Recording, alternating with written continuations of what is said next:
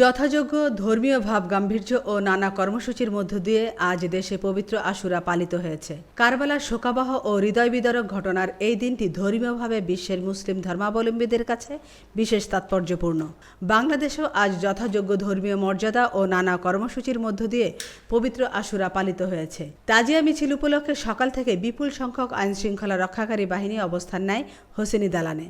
শিয়া মুসলিমরা তাজিয়া মিছিলে শোকের প্রতীক হিসেবে পুরুষরা খালি পায়ে কালো পাঞ্জাবি পরে এবং নারীরা কালো কাপড় পরে মিছিল করেছে। হাই হোসেন ধ্বনিতে মাতম ও বুক চাপড়ে কারবালার মর্মান্তিক ঘটনা স্মরণ করেন তারা। এদিকে প্রতি বছরের ন্যায় দেবহাটা পারুলিয়া ইমামবাড়িতে পবিত্র আশুরা পালিত হয়েছে। পারুলিয়া হোসেনি ইমামবাড়ি হতে বিকাল ৩টায় বিভিন্ন রাস্তা প্রদক্ষিণ শেষে ৪টা ৩০ পবিত্র আশুরা কার্য শেষ হয়।